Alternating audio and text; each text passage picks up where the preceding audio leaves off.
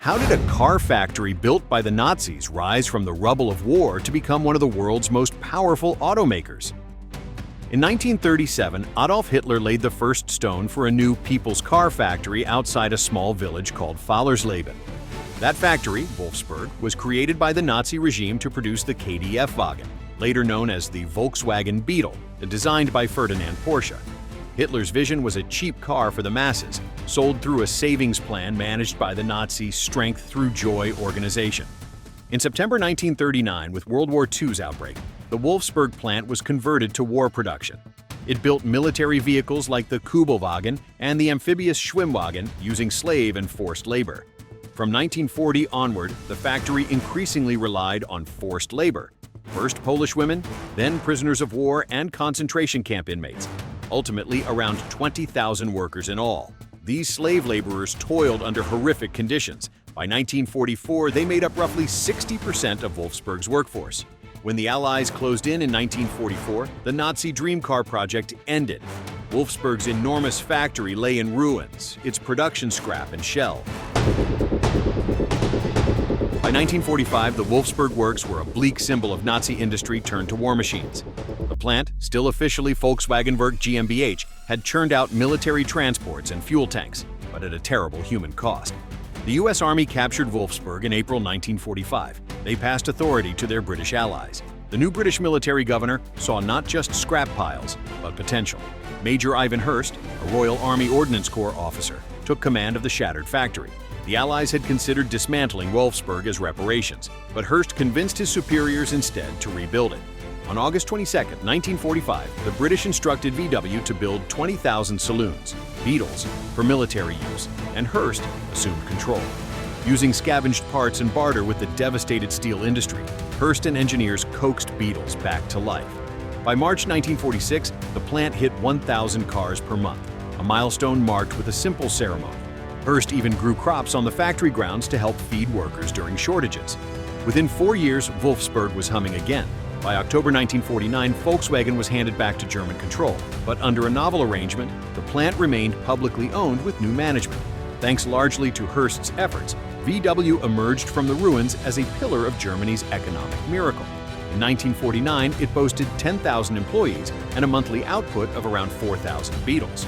Wolfgang Neuer, a British official, noted that VW built half of all cars in West Germany in 1948-49, thanks to the export drive Hurst launched the year before.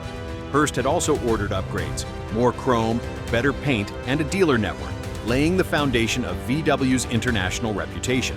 When the plant turned over to Germany on October 8, 1949, Wolfsburg had 30 million Deutsche Marks in reserves and was far healthier than any scrap pile.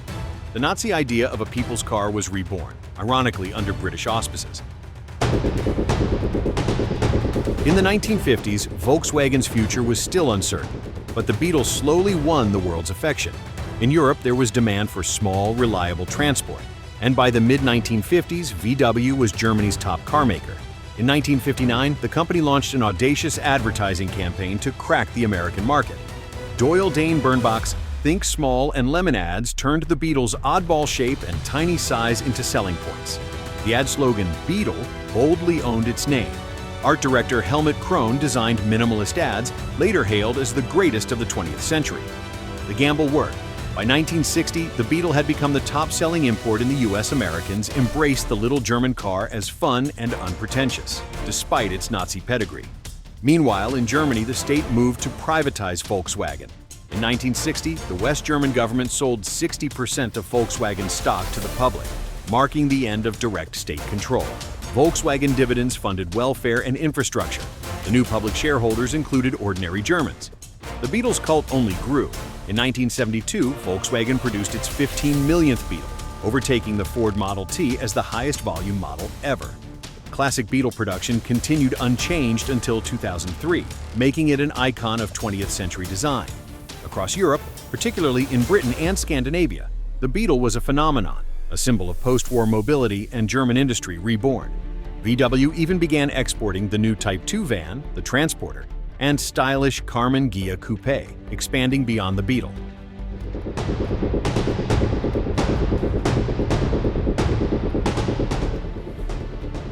By the late 1960s, Volkswagen could no longer rely only on the Beetle. Under Chief Heinrich Nordhoff, the company pursued a one-model policy only briefly. By 1970, it added new cars. In 1973, it introduced the Passat, a modern large-family sedan and wagon on an Audi-developed platform. Styled by Giugiaro, the Passat was so advanced, it won Wheels magazine's 1974 Car of the Year. The next year came the revolutionary Golf, sold in the US as the Rabbit. Debuting in 1974, the front-wheel drive Golf was a hatchback neatly replacing the Beetle in Volkswagen's lineup. Its design and efficient economy made it an instant hit worldwide. By October 1976, Volkswagen had already built its 1 millionth Golf, and first-generation Golf and Jetta sales reached 6.9 million. Other models soon followed. In 1975, VW launched the Polo, a tiny super mini based on the Audi 50. In the late 1970s, as Americans wanted sedans, Volkswagen introduced the Jetta, essentially a Golf with a traditional trunk. And for those craving muscle, VW fielded the legendary GTI 1976, the world's first factory hot hatch. By the 1980s, Volkswagen had a full range. The Golf or Rabbit offered practicality, the fastback Scirocco Coupe handled sportiness, and the compact Passat and Jetta anchored family buyers. Its steady growth also came through acquisition. It took control of Audi and expanded into luxury models, preparing to challenge other global automakers. By the end of the century, VW was no longer just a one-car company. It had become a diversified empire under Volkswagen AG. For a time, Volkswagen's reputation for solid engineering seemed invincible. In the 2000s and early 2010s, the company championed clean diesel engines as eco-friendly alternatives. The idea was that high-efficiency turbo diesels could meet strict emission standards while delivering strong mileage. But in 2015, that image shattered. American emissions researchers found that Volkswagen TDI diesels, when driven on the road, emitted far more nitrogen oxides than regulations allowed. It turned out every Volkswagen diesel had secret defeat device software. This code could detect when a car was undergoing laboratory emissions testing, for example, by sensing steering wheel lock and constant speed, and temporarily switch into a low emissions mode. Under the test, nitrogen oxide pollution would appear compliant. But under normal driving conditions, the controls were relaxed, giving higher power at the cost of releasing up to 35–40 times more nitrogen oxide than permitted. The decision to cheat was driven by corporate pressure. Volkswagen's top leadership, from patriarch Ferdinand Piëch through CEO Martin Winterkorn, set an ambitious goal: surpass Toyota as the world's biggest automaker. They insisted on diesel technology for global growth, even though VW engineers had warned that meeting US nitrogen oxide standards without bulky technology, like Mercedes' urea injection, was extremely difficult. Winterkorn famously shunned the AdBlue solution used by competitors, dismissing it as impractical. Instead, some engineers secretly embedded the defeat device into millions of cars' software. When the EPA began probing in 2014, triggered by a West Virginia University study, VW's management was fully aware of the issue, yet chose deception over admission. In September 2015, the deceit became public. The EPA ordered Volkswagen to recall nearly 500,000 US diesels. The company admitted that 11 million vehicles worldwide were affected. The fallout was immediate. CEO Martin Winterkorn resigned, taking personal responsibility. New Beetles and Jettas were suddenly pulled from US showrooms. Volkswagen stock plunged and the brand's clean image was torn. Senior executives were fired or suspended. Legal cases proliferated globally. In the United States, Volkswagen agreed to pay over $25 billion in fines, buybacks, and compensation. Two Volkswagen engineers, Oliver Schmidt and James Leong, were convicted. Schmidt got 7 years in prison. Even Winterkorn was indicted in 2018 by the U.S. Justice Department, accused of conspiracy and fraud. German prosecutors also charged dozens of VW managers in diesel-related cases. It has been called the largest corporate emissions fraud ever. The media storm was relentless. Headlines in the New York Times and others proclaimed, "Cars worldwide are affected in diesel deception." Ordinary buyers felt betrayed. Thousands filed class action suits. In Germany and across Europe, Volkswagen's clean diesel policy was exposed as a massive fraud, prompting regulatory scrutiny of all diesel engines. Polls showed trust in VW collapsing. Dieselgate became shorthand for corporate scandal. The company's leaders scrambled to contain the damage, hiring an external compliance chief and restructuring their divisions. For years after, VW haunted the news, a cautionary tale of shortcuts and arrogance.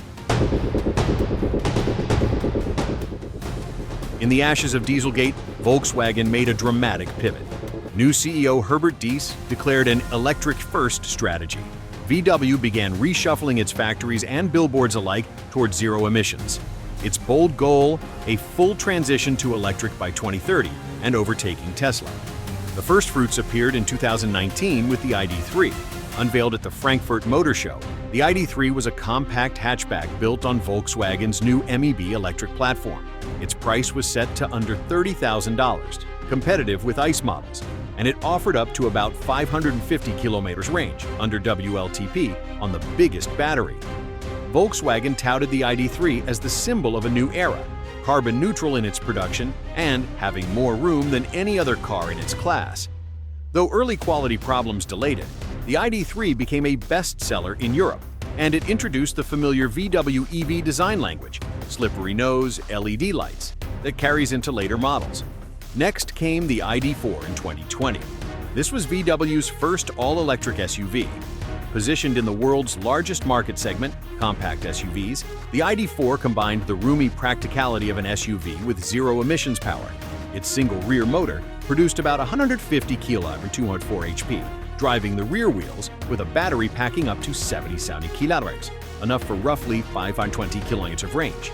From its carbon-neutral assembly line, the ID.4 rolled out globally, even being built in the US, Chattanooga, and China. It signified VW's shift to electric across all vehicle types. Shortly after, VW filled out the ID family.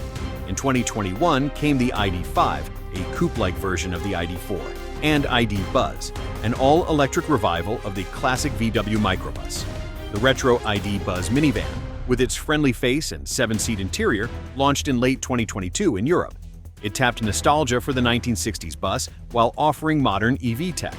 In 2024, Volkswagen introduced the ID.7, a sleek electric fastback sedan and a wagon version positioned as a luxury model. The ID.7 boasted premium features like augmented reality HUD and even ChatGPT-powered voice control. With up to 86 kWh batteries, it could exceed 700 kilometers on a charge in efficiency tests. Meanwhile, Volkswagen has invested billions to electrify production. Old plants have been retooled. Zwickau and Emden now build only ID EVs, and VW turned Emden into a fully electric plant with over $1 billion spent on conversion. By 2025, VW had delivered 1.5 million ID electric vehicles worldwide. This electrification isn't just hardware. VW spun off its battery division, PowerCo, and created joint ventures for gigafactories. For example, VW is building a major battery plant in Salzgitter, Germany, and a $2.6 billion gigafactory project with Northvolt in Europe, though that faced delays. But the road is tough. VW faces Tesla head-to-head in EVs and a flood of Chinese competitors. In China, VW's largest single market, local makers like BYD, NIO, and XPeng have been rapidly eclipsing foreign brands. Tesla's Model 3 and Y have toppled many European midsize EVs on price and tech. To catch up, VW has formed partnerships. It invested heavily in U.S. startup Rivian, about $5.8 billion, to leverage its EV software and architecture. VW is also collaborating with Bosch to jointly develop Level 2/3 autonomous driving software. In 2022, VW and Bosch announced a joint venture to deploy hands-free highway driving by mid-decade. VW even poured $2.6 billion into Argo AI for Level 4 self-driving, until Ford dropped Argo in 2022. Meanwhile, its Cariad software unit faces challenges. A joint venture with Rivian on VW's new zonal electrical architecture has struggled, delaying some new models. Software woes aside, VW's ambition remains. The company plans 30 new electric models by 2030, including entry-level cars, an ID.2 all around €25,000, and an ultra-cheap ID Everyone. In November 2023, the U.S. launch begins of the ID.4. A new SUV and pickup under the revived Scout brand, built in South Carolina, will follow in 2026. VW is even introducing its own assistant, software IDA, and rolling out connected car services on Microsoft Azure. as part of a cloud partnership. The competition remains fierce. Reuters notes VW has lost more stock value than any major competitor in recent years due to China and tech challenges.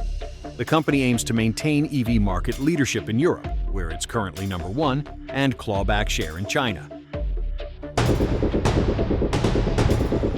More than 85 years after Hitler's vision, the Volkswagen saga has turned a page. A factory born under authoritarianism has become a public company and one of the globe's biggest automakers. From the ashes of defeat, Volkswagen helped rebuild Germany's economy and took its Beetle to every continent. It has weathered internal crises and reinvented itself repeatedly. Today, VW straddles two worlds. It's still proud of its engineering and heritage, yet it races to master electric software and autonomous tech. Its journey is a study in contrasts, from slave labor to green energy labs, from Nazi speeches to Silicon Valley boardrooms. But challenges remain. The Dieselgate era cast a long shadow, teaching VW that ethos can never be an optional extra. As the company accelerates into the EV era, it must now beat rivals on innovation and trust. The emergence of electric and autonomous mobility is rewriting industry rules. VW's partnerships with Bosch on autonomous driving, with Microsoft on cloud, and even with a once startup Rivian show it knows it can't go it alone. Meanwhile, new competitors from China and renewed scrutiny from regulators keep pressure high. Now back to the story of that Wolfsburg plant. Once set for dismantling, it has churned out generations of VWs that carried millions to work, school, and beyond. The ghosts of its founding still linger in corporate memory, but so does the pride of evolution. Volkswagen's name on a car now means high-tech EV or driver assist features rather than Nazi planning. How the brand born under authoritarianism will write its next chapter is an unfolding tale, one where its millions of drivers, engineers, and the world at large will watch carefully.